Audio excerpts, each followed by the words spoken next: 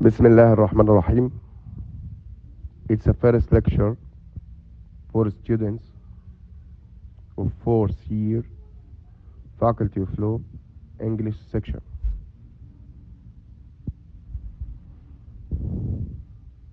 We talked in last lecture about difference between bankruptcy and insolvency, and then we talked about characteristics of bankruptcy system. We talked in difference between bankruptcy and insolvency about many points. For example, definition of bankruptcy, definition of insolvency, and we said that definition of bankruptcy, if the merchant can pay his or her debt for a creditor in due time, the court will be declaring bankruptcy judgment against bankrupt. And we talked about definition of insolvency, and we said that if the non-trader can't pay, if non-trader can't pay his or her debt for a creditor, the court will be declaring insolvency judgment against insolvent. And we talked about characteristics of bankruptcy system. Today, inshallah,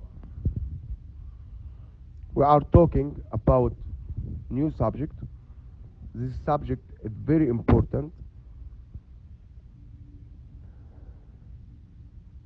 It's completion and preventive reorganization, صلح الواقع من الإفلاس.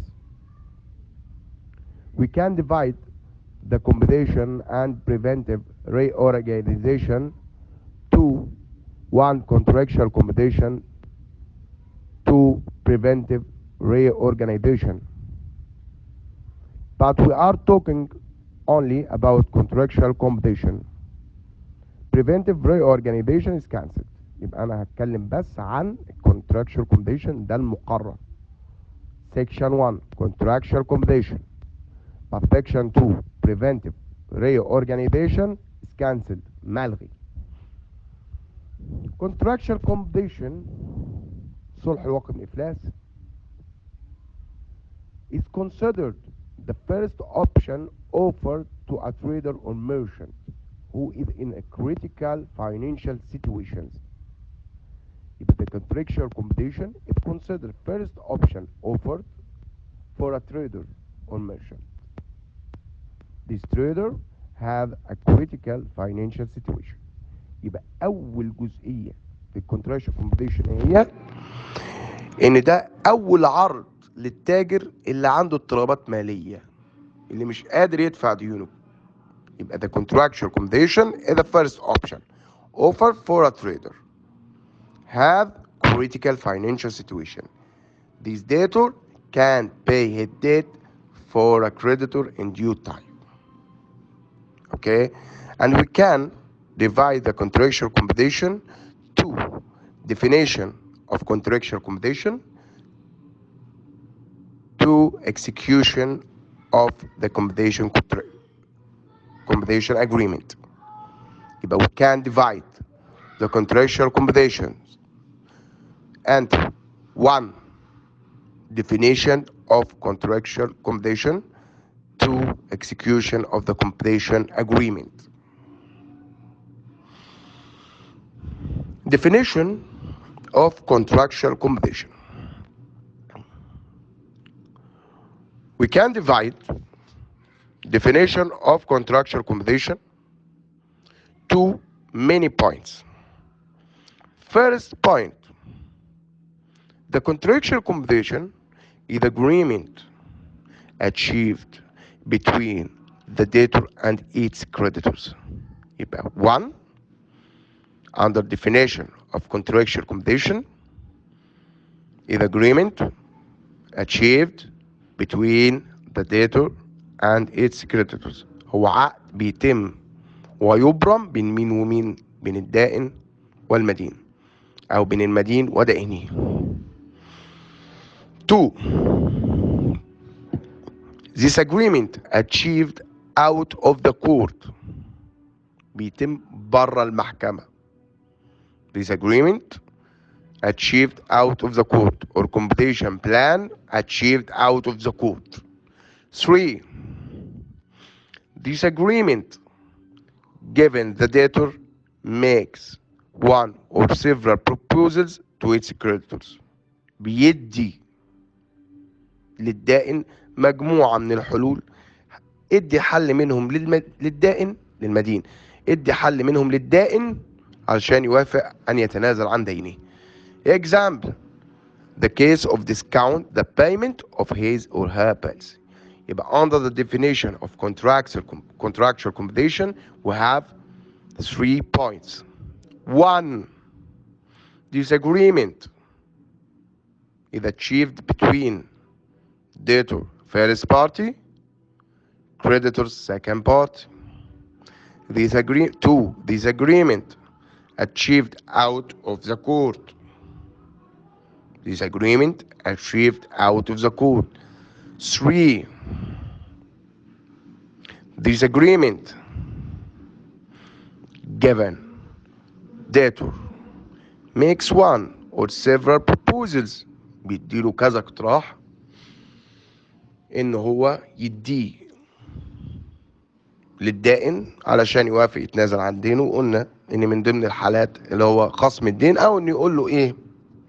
give me, please give me another time. Say,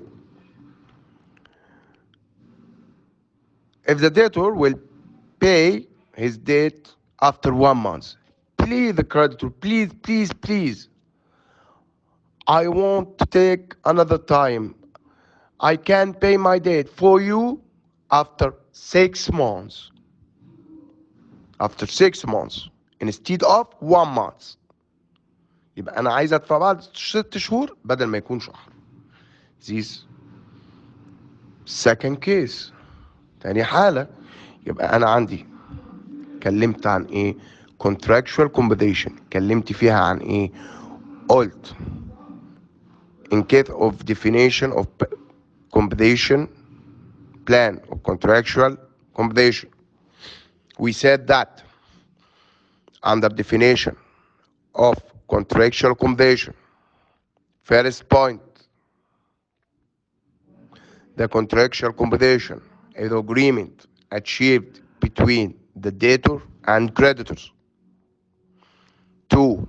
This agreement achieved out of the court. 3. This agreement given a debtor makes one or several proposals to its creditors. Example: the case of discount the payment of his bills or her bills. Okay, we can move to second. How to execute the completion plan. ازاي هتنفذ العقد ده؟ How to execute this contract. Execution of the completion agreement. If the creditors approve or accepted the completion plan presented by the debtor, if the creditors accepted خلاص وافق the completion plan presented by the debtor اللي اتقدم عن طريق المدين, the agreement must be signed by them. لازم يكون متوقع من مين ومين؟ creditors and debtors.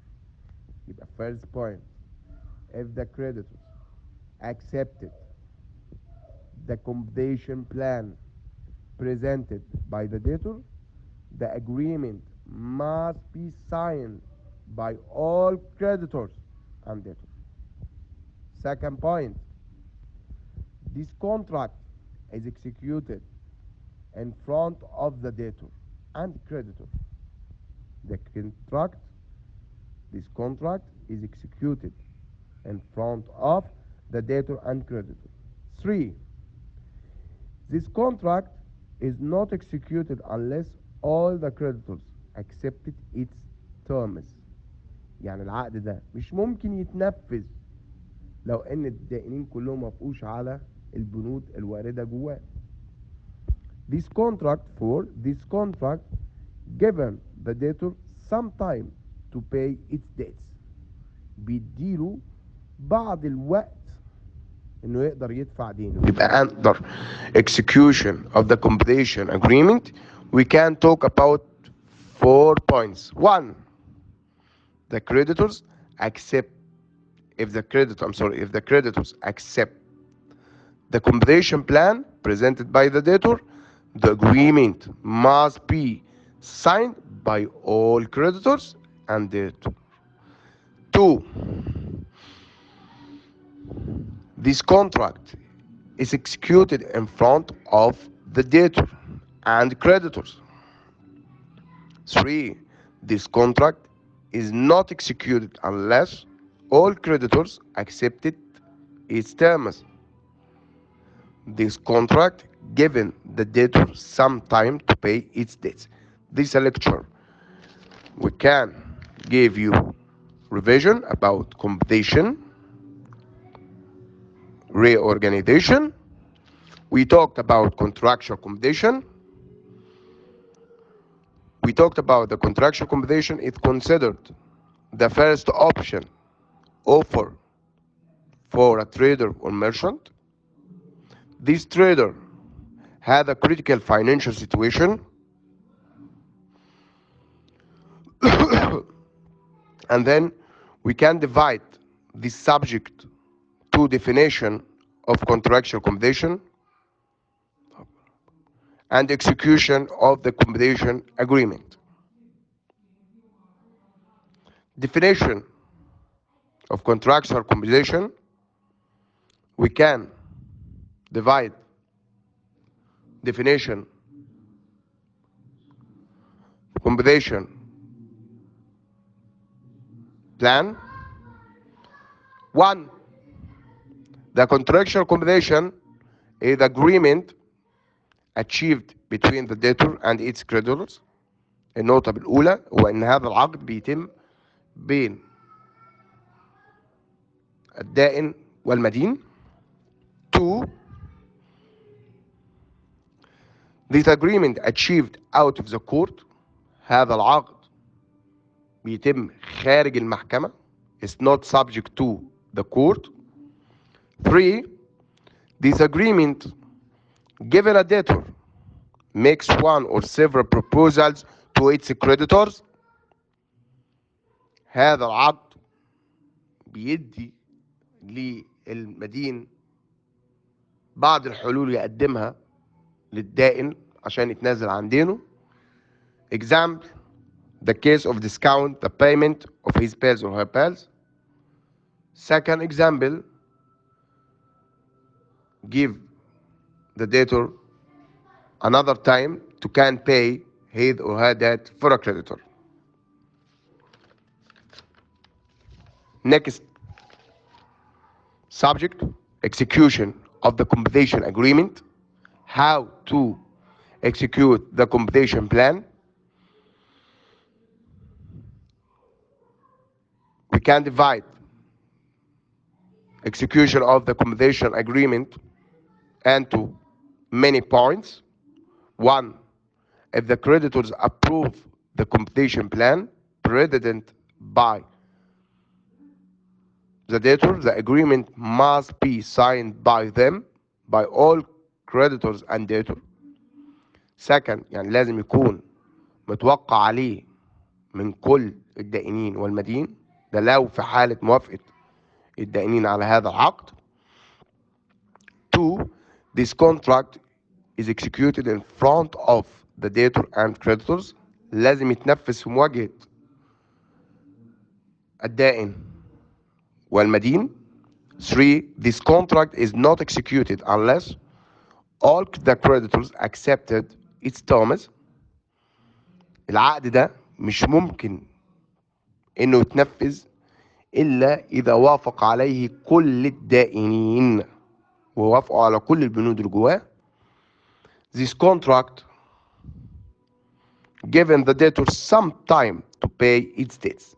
العقد ده كمان بيدي للمدين وقت أو بعض الوقت عشان يقدر يدفع دينه. يبقى we talked now about 3 subjects. First subject, difference between insolvency and bankruptcy. Second subject, characteristics of bankruptcy system. Third subject, contractual computation. Next lecture, inshallah Rahman, we are talking about the submission of the bankruptcy petition. The submission of the bankruptcy petition. وأتمنى من الله سبحانه وتعالى أن أكون وفقت في توصيل المعلومة ليكم، وأتمنى ليكم إن شاء الله التوفيق، وأن يرفع هذا الهم والغم عن أمتنا جميعا. شكرا.